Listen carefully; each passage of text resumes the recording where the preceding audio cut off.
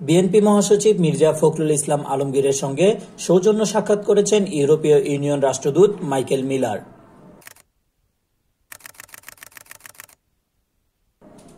রোববার বেলা ৩টা ৩০ রাজধানীর গুলশানে বিএনপি চেয়ারপারসনের রাজনৈতিক কার্যালয়ে এ বৈঠক অনুষ্ঠিত হয়।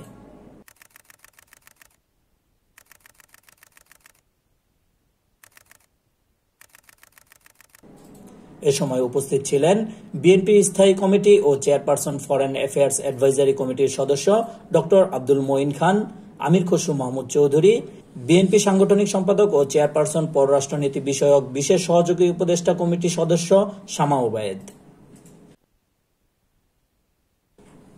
রিয়াদ হাসান, দৈনিক 52।